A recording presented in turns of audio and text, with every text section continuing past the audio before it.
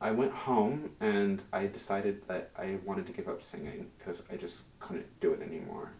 I had spent so much time, energy, God knows, so much money. Oh my God. Just trying to live this dream and it just wasn't happening. And I was trying to remember like when the last time it was that I felt like singing was actually a good thing, like it was a positive thing. And I remembered like about a month before, I had done solos for High Holidays. I sang Una Sana Toikev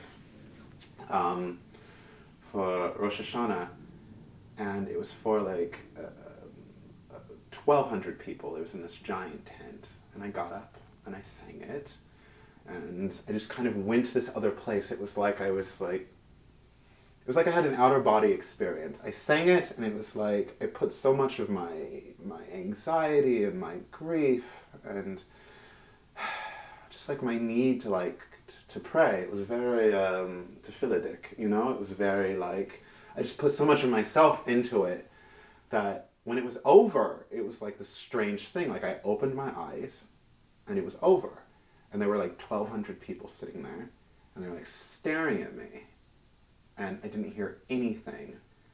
And then there was like this immense sigh. It was just like, and I could hear like people sobbing, and it was like, what's going on?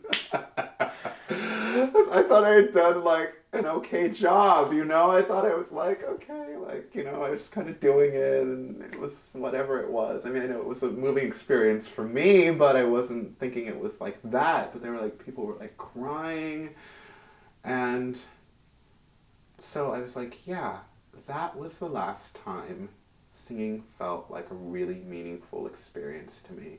So I need to recreate in some part that experience every single time that I perform.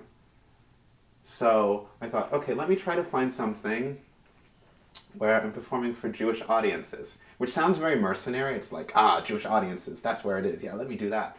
But there was this Jewish audiences like really give you a lot of themselves. It's like performing for your family, right? They want you to do well. They really do. This has been my experience anyway. You get up and you sing for them, and they really want you to they want you to do a good job. They're there for you in a way that opera audiences really are not. Opera audiences are kind of waiting for you to fail. They're waiting for you to make a mistake. They're waiting for you to kind of screw up.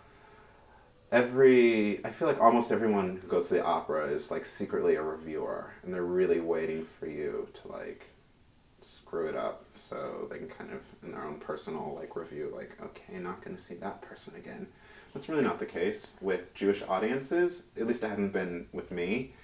And so I thought, okay, I need to find my audience. I need to find that audience, the audience who's really into what I'm doing.